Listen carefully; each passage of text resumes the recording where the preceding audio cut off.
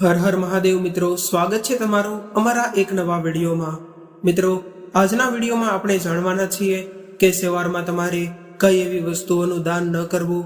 જો મિત્રો તમે પણ આ વસ્તુઓનું દાન કરી દીધું, તમારું આખું ઘર બરબાદ થઈ જશે। તેની સાથે આ વિડીયોમાં તેની સાથે તમને એ પણ જણાવવાના છીએ કે કઈ એવી વસ્તુઓ છે જેને તમારે આખા દિવસમાં ક્યારેય પણ દાન ન કરવી જોઈએ, અથવા તો તમારે તે વસ્તુઓને ક્યારેય પણ દાન ન કરવી જોઈએ। જો તમે તે વસ્તુઓને દાન કરી દો છો તો તમારું ઘર કંગાળ બની જશે। અને આ વિડીયોમાં અમે તમને એ પણ જણાવવાના છીએ કે કઈ એવી વસ્તુઓ છે કે જેને તમે દાન કરો છો તો તેને કારણે તમારું જે દુર્ભાગ્ય હોય છે તે સૌભાગ્યમાં પરિવર્તિત થઈ જશે અને તમારા ઘરમાં રહેલી ગરીબી દૂર થઈ જશે અને ક્યારેય પણ તમારા ઘરમાં ગરીબી નથી આવતી। અને કેવી પણ વધારે પરેશાની હોય તો તે પણ દૂર થઈ જશે।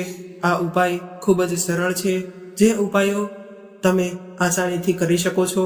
મિત્રો, તે માટે તમારે આ વિડીયોને અંત સુધી ધ્યાનથી સાંભળવો પડશે। અને જો તમને આ વિડીયો પસંદ આવે અને માહિતી પસંદ આવે તો અમારી ચેનલને જરૂરથી સબસ્ક્રાઇબ કરી લેજો, તમારા મિત્રો સાથે શેર કરી દેજો અને વિડીયોને લાઈક કરી દેજો। જે લોકો કૃષ્ણ ભગવાનના સાચા ભક્તો હોય તેઓ કોમેન્ટ બોક્સમાં જરૂરથી જય શ્રી કૃષ્ણ લખી દેજો। તો ચાલો માહિતીને શરૂ કરીએ। મિત્રો, ભગવાન શિવ કહે છે કે મનુષ્યએ આ 6 વસ્તુઓને ક્યારેય પણ દાન ન કરવી। તો મિત્રો, આ વિડીયોમાં અમે તમને દુર્ભાગ્યને દૂર કરવા વાળી અચૂક જાણકારી આપવાના છીએ, જે જાણવી તમારા માટે ખૂબ જ જરૂરી છે। જો મિત્રો તમે પણ આ વસ્તુઓનું દાન ભૂલથી પણ કરી દીધું તો તમારા ઘરમાં ગરીબી નિવાસ કરવા લાગશે। મિત્રો, દાન કરવું ખૂબ જ જરૂરી હોય છે।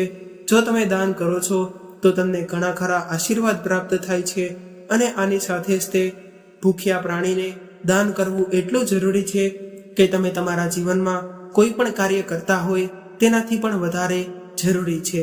ભૂખ્યા પ્રાણીને દાન કરવું માનવામાં આવે છે કે તેનાથી ભગવાન પણ તમારા ઉપર પ્રસન્ન થાય છે અને તમારા ઘરમાં ક્યારેય પણ ગરીબી નથી આવવા દેતા। તે માટે તમારે જરૂરથી નાનામાં નાની વસ્તુ દાન કરવી જોઈએ। પરંતુ ઘણા લોકો આમાં પણ એવી કેટલી ભૂલ કરી દેતા હોય કે જે ભૂલ ન કરવી જોઈએ અથવા તો તે દાનમાં ન કરવું જોઈએ। જો તે લોકો તે વસ્તુઓનું દાન કરી દે છે, નાની વસ્તુને લઈને મોટી વસ્તુથી, જે આજના વિડીયોમાં હું તમને જણાવવાનો છું, તે વસ્તુઓનું દાન કરી દે છે તો તેમના ઘરમાંથી માતા લક્ષ્મી જતા રહે છે, કારણ કે આ વસ્તુઓમાં માતા લક્ષ્મીને અત્યંત પ્રિય હોય છે। મિત્રો, આપણા શાસ્ત્રોમાં એ લખેલું છે કે મનુષ્યએ પોતાના જીવનમાં 2 વખત જરૂરથી ગુપ્તદાન કરવું જોઈએ। તેનાથી તેમની તમામ મનોકામનાઓ પૂર્ણ થાય છે। આનાથી નર્ક નથી જવું પડતું અને તેમણે સ્વર્ગમાં પહોંચી શકે છે। દાન સર્વશ્રેષ્ઠ, મંગલકારી અને તમારા માટે ખૂબ જ શ્રેષ્ઠ માનવામાં આવે છે। જો તમે દાન કરો છો તો તમારા જીવનમાં નિશ્ચિત રૂપથી જ તે ભગવાન તમને આશીર્વાદ આપે છે અને તેમના આશીર્વાદ તમને પ્રાપ્ત થાય છે। મિત્રો, શું તમે જાણો છો કે કેટલીક વસ્તુઓ એવી પણ હોય છે કે જેને તમે દાન નથી કરી શકતા? કેમ કે ભગવાન શિવ કહે છે કે આ 6 વસ્તુઓ એવી વસ્તુઓ છે કે જેને તમે દાન નથી કરી શકતા અને આ 6 વસ્તુમાંથી 3 વસ્તુઓ એવી પણ છે કે જેને તમારે સવારના સમયે દાન ન કરવી જોઈએ। જો તમે સવારમાં દાન કરી દો છો તો તમારા ઘરમાંથી સવારમાંથી જ તે માતા લક્ષ્મી જતા રહે છે અને ક્યારેય પણ તમારા ઘરમાં નિવાસ નથી કરતા। અને મિત્રો, શિવપુરાણ અનુસાર કોઈ પણ વ્યક્તિ આ એવી કેટલી વસ્તુઓનું દાન કરે છે તો તેમનું દુર્ભાગ્ય તે સૌભાગ્યમાં પરિવર્તિત થઈ જાય છે અને તેમના જીવનમાં ગમે તેટલી તકલીફ હોય તો તેમાંથી પણ તેમને છુટકારો મળી જાય છે। તેમને માત્ર આ વિડીયોમાં જણાવેલી વસ્તુઓનું દાન કરી નાખવાનું છે। તો ચાલો મિત્રો, આપણે પહેલા એ વસ્તુઓની વાત કરી લઈએ કે કઈ એવી વસ્તુઓ છે કે જેને તમે દાન કરીને તમારા દુર્ભાગ્યને તમે સૌભાગ્યમાં પરિવર્તિત કરી શકો છો અને તમારા જીવનની પરેશાનીઓને તમે દૂર કરી શકો છો। તો તેવી કઈ વસ્તુઓ છે તો ચાલો તેના વિશે હું તમને જણાવી દઉં। અને આ વસ્તુ ખૂબ જ મામૂલી વસ્તુઓ છે કે જે વસ્તુઓ જો તમે દાન કરો છો તો તમારા જીવનમાં તમને સકારાત્મકતાને લાવી શકો છો અને તમારા જીવનમાં દુર્ભાગ્યના તાળા તમે ખોલી શકો છો। ક્યારેય પણ ગરીબી તમારા જીવનમાં નિવાસ નથી કરતી। ઘરમાં લડાઈ ઝઘડાઓ થતા હોય તો તે પણ ઓછા થઈ જાય છે। તમારે માત્ર આ વસ્તુઓનું દાન કરી દેવું જોઈએ. મિત્રો, માહિતી જણાવીએ તે પહેલા ચેનલને સબસ્ક્રાઇબ કરી લેજો. તો મિત્રો, પહેલી વસ્તુની વાત કરીએ તો તે છે મીઠું. જો તમે સોમવારના દિવસે મીઠાનું દાન કરો છો તો તેને કારણે તમારા ઘરમાં રહેલી ગરીબી, દરિદ્રતા, તમારા જીવનમાં રહેલા દુર્ભાગ્યના તાળા ખુલી જાય છે અને ગરીબી દૂર થઈ જાય છે. એટલે કે મીઠાનું દાન તે તમારા સમસ્ત દુર્ભાગ્યનું સમાધાન કરવામાં ખૂબ જ ફાયદાકારક સાબિત થાય છે.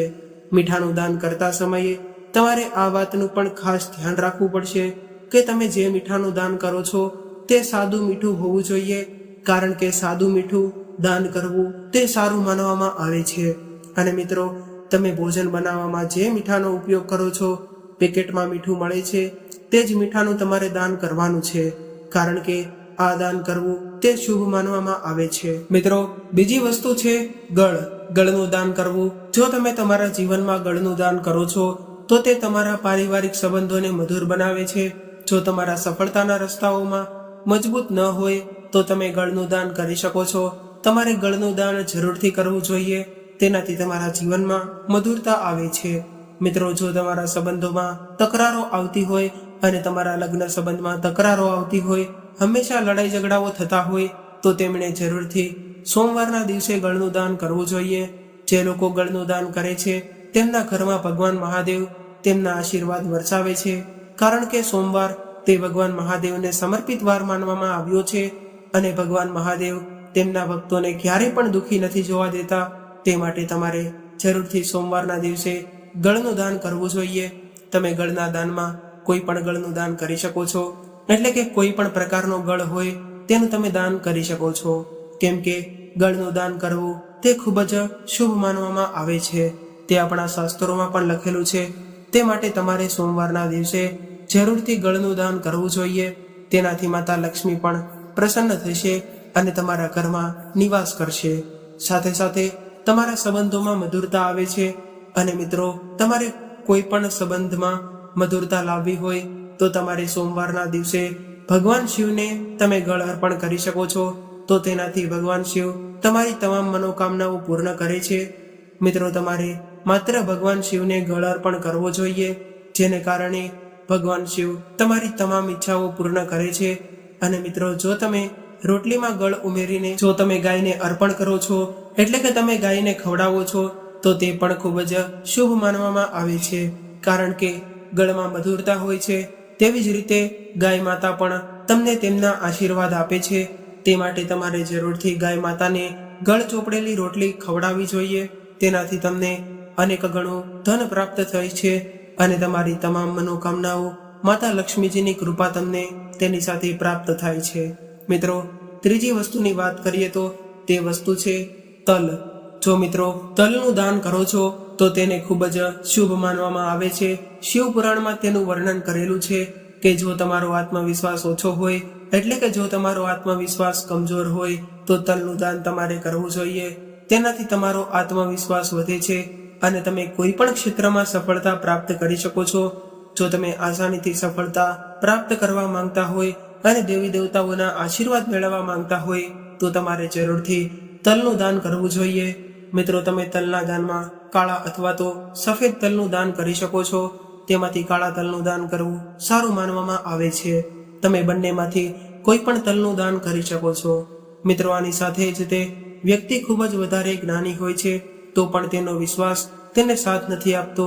અને આની સાથે ઘણા છોકરાઓ, વિદ્યાર્થીઓ ભણતરમાં ખૂબ જ હોશિયાર હોય, પરંતુ જ્યારે તેઓ ઇન્ટરવ્યૂ આપવા જાય છે ત્યારે તેમનો આત્મવિશ્વાસ તેમને સાથ નથી આપતો. તેમનો આત્મવિશ્વાસ ક્યાંક જગ્યાએ ડગમગી જતો હોય છે. પરંતુ આવી રીતે ન થાય તે માટે તમારે જરૂરથી તલનું દાન કરવું જોઈએ. અને તલનું દાન કરવાનો સૌથી શ્રેષ્ઠ વાર સોમવાર માનવામાં આવે છે. તે માટે તમારે સોમવારના દિવસે તલનું દાન કરવું જોઈએ. અને તમે કાળા તલ અથવા તો સફેદ તલનું દાન કરી શકો છો. આની સાથે જો તમે કાળા તલનું દાન કરવા માંગતા હોય તો તમારે શનિવારના દિવસે કાળા તલનું દાન કરવું જોઈએ. જો તમે શનિવારના દિવસે કાળા તલનું દાન કરો છો તો તેને કારણે ભગવાન શનિદેવ પણ તેમના આશીર્વાદ તમારા પર વરસાવે છે. અને તલ તે ભગવાન શનિદેવને ખૂબ જ પ્રિય છે. અને વ્યક્તિએ કાળા તલનું દાન કરે તે ખૂબ જ શુભ માનવામાં આવે છે. તેનાથી વ્યક્તિનું દુર્ભાગ્ય તેની પાસે નથી આવી શકતું અને તેનું દુર્ભાગ્ય સૌભાગ્યમાં પણ પરિવર્તિત થઈ જાય છે. મિત્રો, આગળના દાન વિશે વાત કરીએ તો તમારે અનાજનું દાન જરૂરથી કરવું જોઈએ, કારણ કે જો તમે અનાજનું દાન કરો છો તો માતા અન્નપૂર્ણા તમારા ઘરમાં ક્યારેય પણ અનાજની અછત નથી થવા દેતા. તમારા ઘરમાં સદૈવ માટે અનાજના ભંડાર ભરેલા રહે છે. તે માટે તમારે જરૂરથી વર્ષમાં 1 થી 2 વખત અનાજનું દાન કરવું જોઈએ. કોઈ પણ ગરીબને તમે અનાજનું દાન કરી શકો છો. તેનાથી તમારા ઘરમાં ક્યારેય પણ ગરીબી નિવાસ નથી કરતી. આની સાથે માતા લક્ષ્મીજી પણ તમારાથી પ્રસન્ન રહે છે અને તમારા ઘરમાં ક્યારેય પણ ધન સંબંધી સમસ્યાઓ નથી આવવા દેતા. મિત્રો, આ સાથે માતા અન્નપૂર્ણાએ ભગવાન શિવને વરદાન આપ્યું હતું કે જે કોઈ પણ વ્યક્તિ અનાજનું સન્માન કરશે તેમના જીવનમાં ક્યારેય પણ અનાજની અછત નહીં સર્જાય અને તેમના ઘરમાં ક્યારેય પણ અનાજના ભંડારો ખાલી નહીં થાય અને ક્યારેય પણ તેમના ઘરમાં ગરીબી નથી આવતી. મિત્રો, તમે આ વાતને નાની વાત ન સમજતા કે અનાજના ભંડાર ખાલી થઈ જાય, પરંતુ જો તમારા ઘરમાં ક્યારેય પણ અનાજની અછત સર્જાવા લાગે છે તો ત્યારે તમારા ઘરમાં ગરીબી પણ પીછો કરવા લાગે છે. તે માટે તમારે જરૂરથી અનાજનું સન્માન કરવું જોઈએ. અને આની સાથે સાથે અનાજના ભંડારો ભરેલા હોવાનો મતલબ એ પણ છે કે તમારું ઘર હંમેશા ધન ધાન્યથી ભરેલું રહે છે. આ બે વસ્તુને એક સાથે જોડવામાં આવે છે, કારણ કે જે લોકોના ઘરમાં અનાજની અછત નથી હોતી અથવા તો અનાજની અછત ન હોય તો તેમના ઘરમાં માતા લક્ષ્મી પણ નિવાસ કરે છે અને તેમના ઘરમાં સદૈવ માટે તેઓ તેમના આશીર્વાદ વરસાવે છે. મિત્રો, શિવ મહાપુરાણમાં કહેવામાં આવેલું છે કે પ્રમાણે તમારે સોમવારના દિવસે જરૂરથી ચોખા અને ઘઉંનું દાન કરવું જોઈએ. પરંતુ મિત્રો, આ સાથે જો તમે અનાજનું દાન કરો છો તો તમારે એક વસ્તુનું જરૂરથી ધ્યાન રાખવું પડશે. એ પણ તમે જ્યારે આ વિડીયોમાં આગળ હું તમને જણાવવાના છીએ.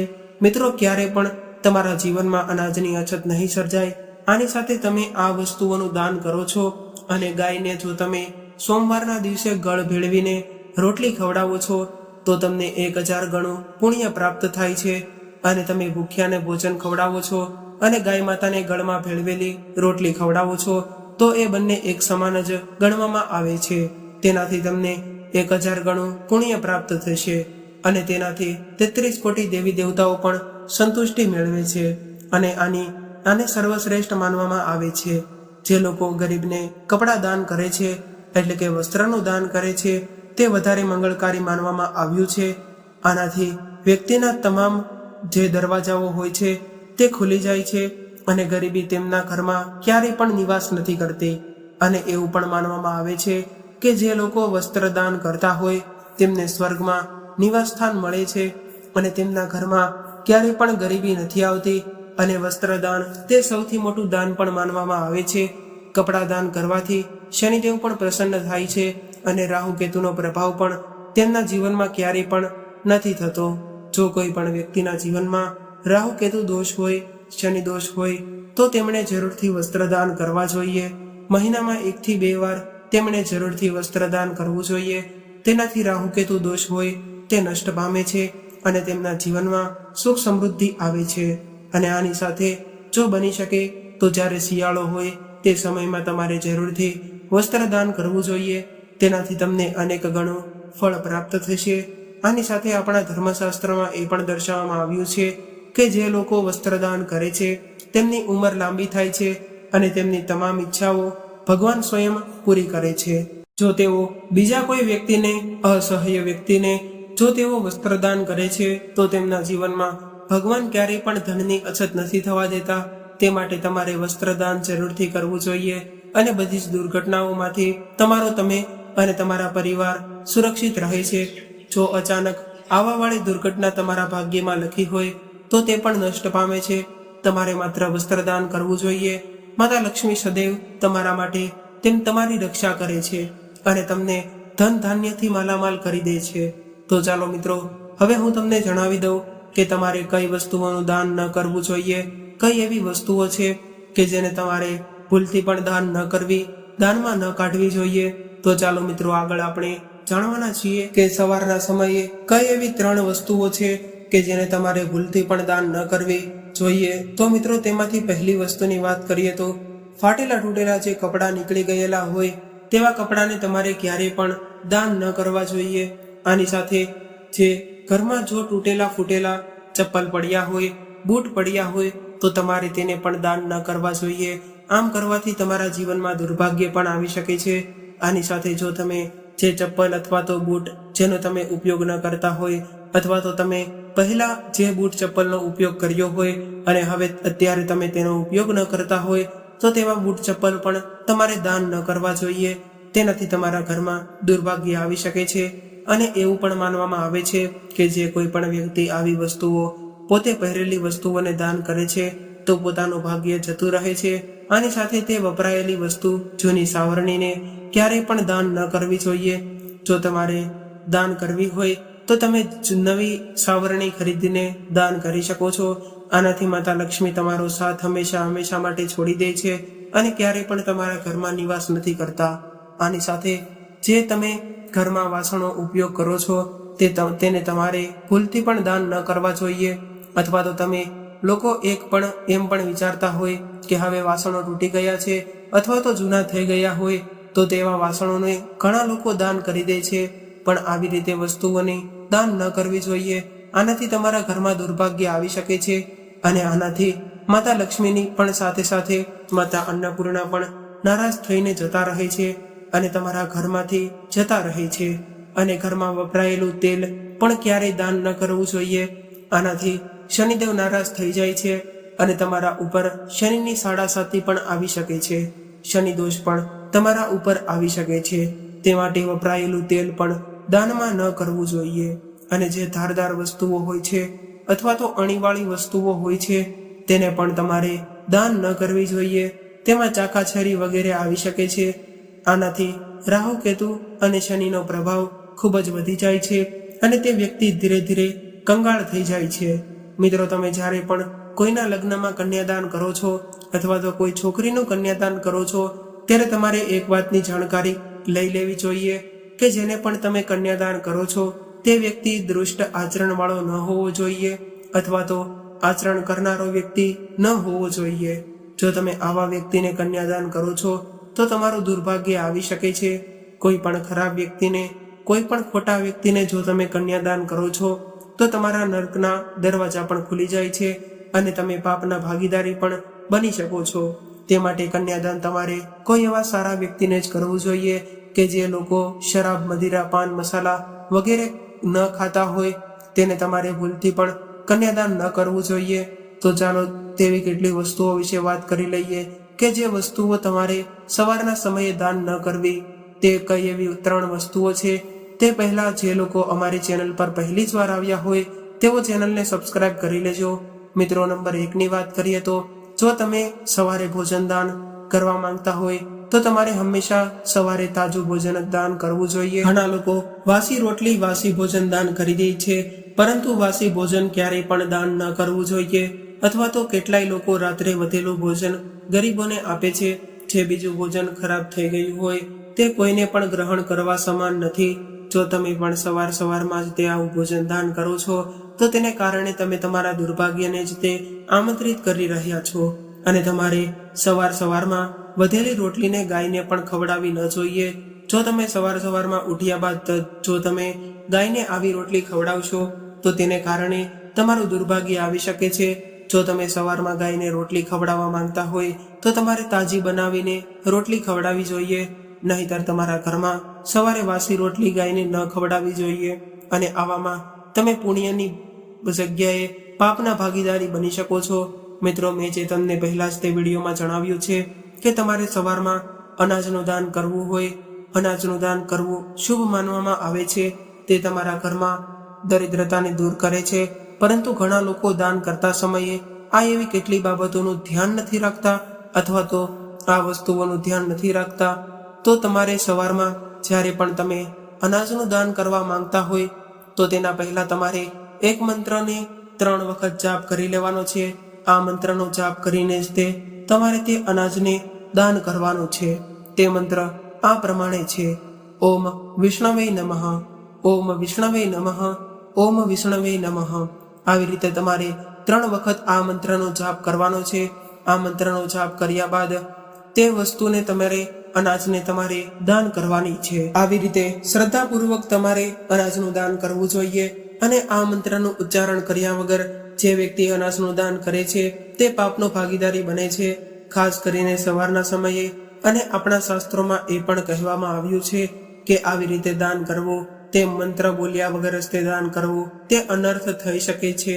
હંમેશા લોકો દાન તો કરે છે, પરંતુ તેમણે તે દાનનું પુણ્ય નથી થતું. અને આની પાછળનું કારણ આ જ તે હોય છે કે ઘણા લોકો મંત્ર બોલ્યા વગર જ તે દાન કરી દેતા હોય, પરંતુ આવી રીતે દાન ન કરવું જોઈએ. તે માટે હંમેશા અનાજનું દાન કરતા પહેલા તમારે આ મંત્રનો જાપ કરીને જ તે તમારે દાન કરવું જોઈએ. અને તમે આ મંત્રને મનમાં જ તે બોલી શકો છો. આનાથી ખૂબ જ સકારાત્મક ઉર્જા પ્રાપ્ત થાય છે અને તે વ્યક્તિ દાન ધન દોલતથી માલામાલ થઈ જાય છે. મિત્રો, નંબર 3ની વાત કરીએ તો તે છે ત્રાંબુ.